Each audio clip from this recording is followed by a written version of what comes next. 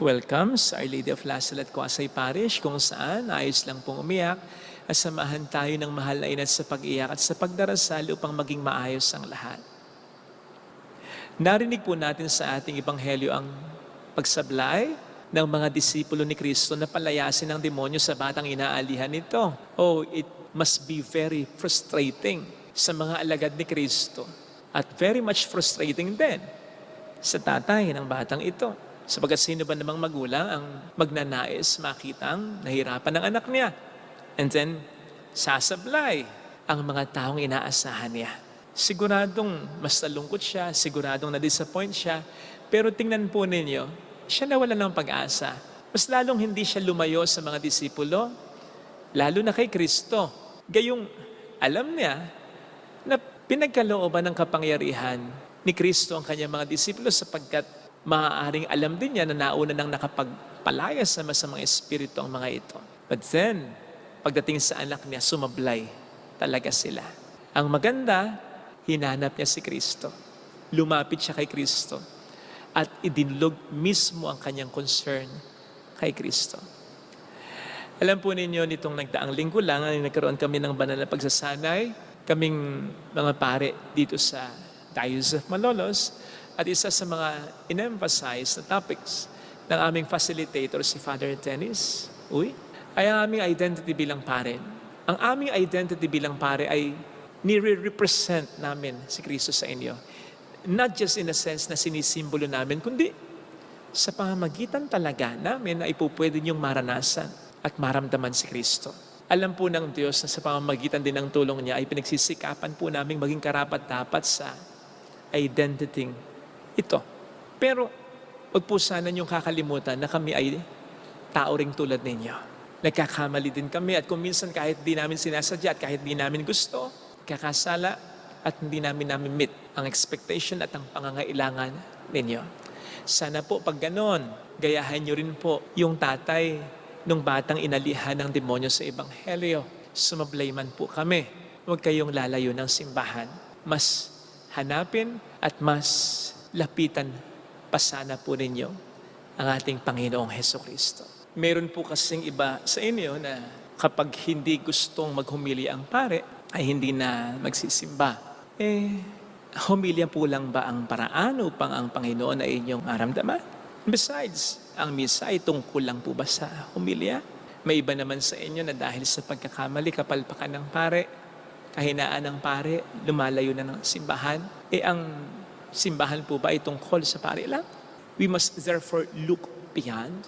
Mananagot po kami sigurado sa aming mga kasalanan pagkukulang kung hindi namin gagawin ang aming parte upang maging karapat-dapat na maging representative sa inyo ni Jesus. Kahit pa paano lang. Pero sana huwag niyo pong idadamay ang Panginoon sa kapalpakan, pagkakamali, pagkukulang namin sapagkat kami kanyang instrumento lang. Gayun din naman para sa atin mga disipulo, tagasunod ng Panginoon.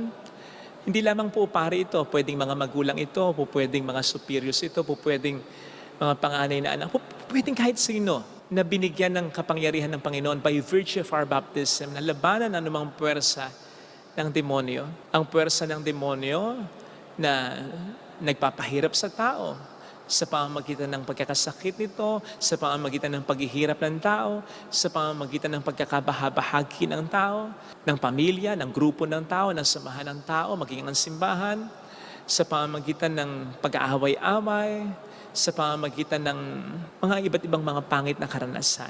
Kung tayo nakikipaglaban para dyan sa ngalan ng ating Panginoon, pumalpak man tayo, magkamali man tayo, magkulang man tayo, huwag po tayong mag-alala. Sapagkat hindi tayo si Kristo. Hindi tayo ang totoong tagapagligtas ng mga tao. Instrumento lang po tayo. Kaya tulad ng mga disipulo, huwag tayo mawawala ng pag-asa sa halip. Dumulog ulit tayo sa Panginoon, mag-recharge tayo sa pamamagitan niya. Sa pamamagitan ng pagdarasal, sa pamamagitan ng pananalangin, sa pamamagitan ng pagninilay at paniniwala muli sa salita at mga pangako niya. At maniwala tayo, sinasabi niya ngayon sa ating ebanghelyo na kahit gagaputil na ng mustasa, ang ating pananampalataya ay may mangyayari pa ring maganda. Hindi naman po sinasabi dito na dapat ay maging maliit lamang ang ating pananampalataya. Hindi. Ang sinasabi dito sa palagay ko ay kahit na maging kasing liit na lamang ng butil ng mustasa, ang pananampalataya natin sa una ay malaki talaga pero pinaliit na unti-unti ng maraming mga pagsubok at problema.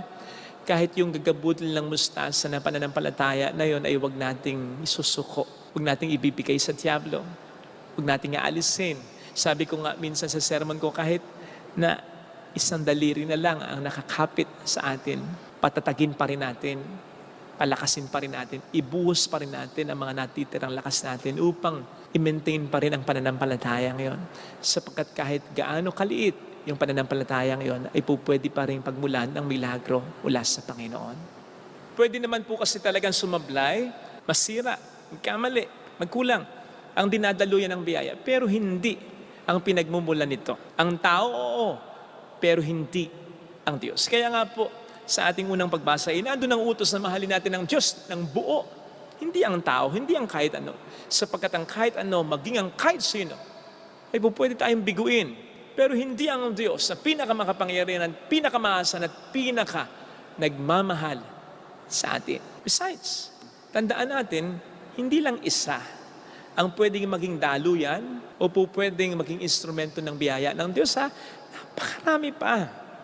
Kaya nga, nung kasagsagan ng ginagawa ang simbahan na ito, ay mayroong mga nagpahiwatig na ng interest na magbigay ng malaking donation dito, provided na dapat gawin ko ito, ikasal ko yung anak nila, pumunta pa ako sa kanila sa okasyon na ganito, na hindi ko napagbigyan dahil napakaraming dapat na masaasikasuhin. Pero hindi ko ikinatakot yun dahil alam ko na mawala man sila, may ibang gagamitin ng Panginoon para maipatay ito. Kaya nga, ang pinakautang na loob po natin sa pagkapatayo ng simbahan na ito, hanggang ngayon sa mga pagpatayo ng mga kapili ang ating tinutulungan ay hindi naman talaga sa tao Hindi nakakabit sa tao, kundi talagang sa Diyos na pinagbulan ng lahat ng biyayang ito.